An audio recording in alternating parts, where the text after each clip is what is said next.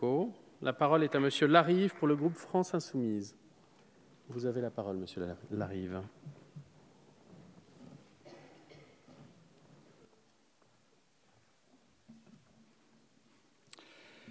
Monsieur le Président, Mesdames et Messieurs les ministres, chers collègues, pour paraphraser Michel Serres, je commencerai par vous dire que dans votre projet, d'un point de vue social, le sport est une activité où tout le monde perd. Vous ne parlez donc pas de sport, vous ne parlez que du vainqueur, Paris 2024. Il s'agit là d'une infime partie de cette activité. Les Jeux olympiques coûteront la bagatelle de 6,2 milliards d'euros. Lorsqu'on se rappelle des dépassements de Pékin et surtout de Rio, qui a vu sa facture initiale de 9,5 milliards d'euros multipliée par 3 pour atteindre plus de 30 milliards d'euros, on peut craindre le pire. Quelles seront les véritables retombées économiques pour la France? Voulez-vous que je vous rappelle ce qu'ont coûté à la Grèce les Jeux olympiques d'Athènes? 2 à 3% d'augmentation de sa dette extérieure. Cet élitisme forcené, qui se concentrera sur quelques métropoles, ne représente pas l'activité sportive du point de vue social dans notre pays. Je vais maintenant vous parler des perdants, qui représentent l'immense majorité.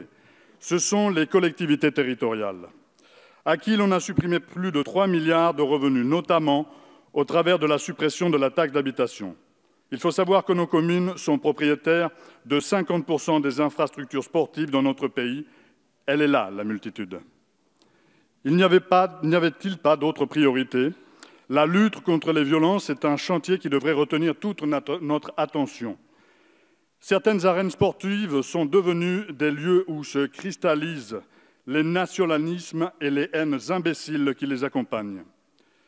L'homophobie, le sexisme et l'andiphobie sont monnaie courante dans les vestiaires comme sur les gradins.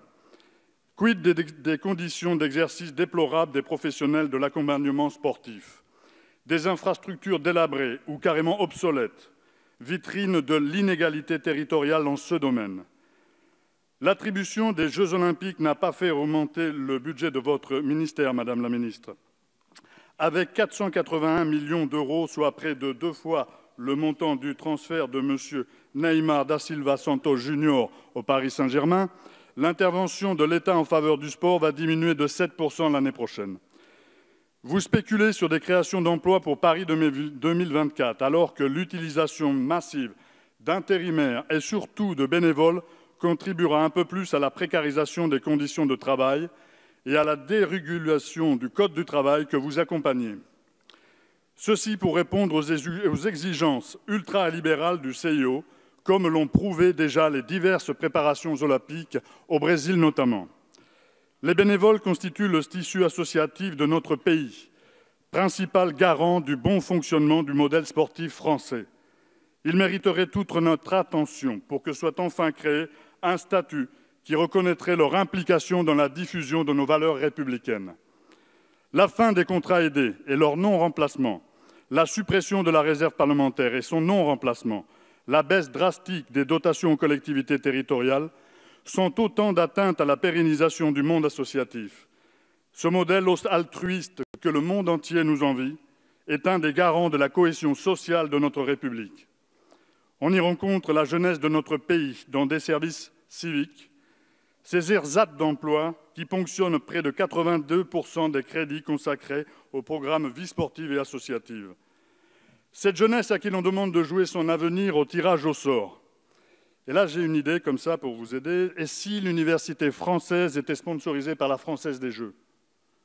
Aujourd'hui, comme hier et comme demain, la liberté de choix de la jeunesse ne grèvera en rien l'avenir structurel de notre pays.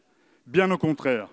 Certains voudront toujours concevoir des avions, pendant que d'autres écriront les livres qui nous ouvriront au monde. Je considère cette liberté de choisir sa voie comme l'un des droits fondamentaux de notre jeunesse.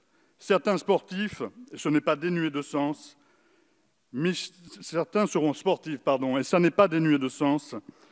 Michel Serres aimait à dire que le sport l'aide à penser. Et vous, chers collègues, qu'en pensez-vous? S'il vous plaît. Merci, Monsieur Larive.